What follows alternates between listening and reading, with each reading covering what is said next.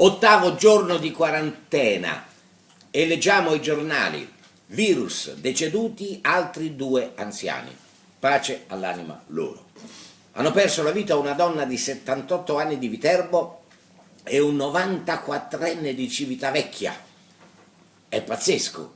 Cioè, nessuno muore a 78 anni e a 94 anni. Dico bene? Si muore sempre oltre i 100, 120, 130, 140 e tutta questa cosa straordinaria. Nella Tuscia i contagi salgono a quota 44, considerando la popolazione della Tuscia che è sicuramente superiore a 200.000 abitanti, 44 in fila per 2 col resto di 1 fa una media, una percentuale dello 0,02%. Cosa testimonia questo?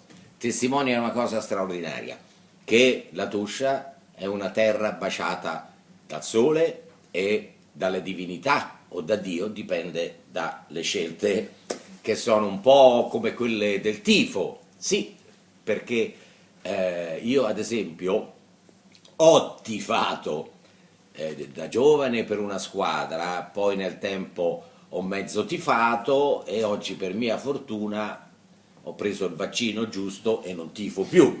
Diciamo, sono un osservatore della realtà calcistica, ma quello che volevo dire è molto preciso, se me lo ricordassi sarebbe molto meglio, ma stamattina è così, voi capite, gli effetti della quarantena possono essere devastanti, certamente non incidono sul mio buon umore, per carità, assolutamente no, ma per la religione forse è la stessa cosa.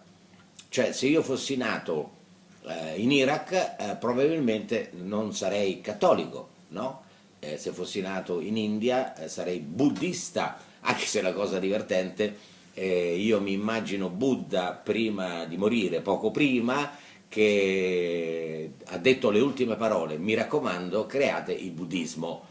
Ma siamo certi che questo sia accaduto? Non lo so, non si sa, ma questi sono argomenti molto delicati e ovviamente io mi scuso con chi ascolta le mie parole, sono di un povero ragazzo ignorante che a volte esagera un pochino, però certamente anche in certe mie esagerazioni un briciolino di realtà ci sta. E quindi noi finiamo questo 8° giorno perché non so proprio più cos'altro dire, non perché io non lo sappia, in realtà lo so, ma perché certe volte mi metto il freno a mano, io ho il freno a mano, un freno a mano potentissimo, ma ho scoperto in questi giorni in cui c'è poco da fare che esistono nel mondo 187 religioni. Signori, 187 religioni. E molto spesso questa differenza di religioni produce, storicamente è accertato, così dicono, le famose guerre di religione, a partire da molto lontano, quando si poteva parlare di cavalieri templari e di tante altre facezie di questo tipo qua. E allora, anche per quanto riguarda la diversità religiosa che identifica, voglio dire, un Dio diverso, quindi ci sono 187 Dii che governano il pianeta, quale sarà il migliore, quale sarà il più giusto, quale sarà il più misericordioso, ai posteri l'ardua sentenza. E allora approfittiamo anche con una piccola riflessione che vi propongo oggi, perché sapete questa realtà poi noi la verifichiamo dovunque, anche in piccoli posti, in piccoli paesi. La diversità corrode, uccide, perché il mio Dio è l'unico vero. Io credo che non sia così, io credo che Dio è uno. Qualcuno mi racconti qualcosa di diverso. Dio è uno, e come mai sono diventati 187? Ecco, una piccola riflessione sulle diatribe e gli scontri nascosti o frontali che accadono nella vita quotidiana di tutti i giorni.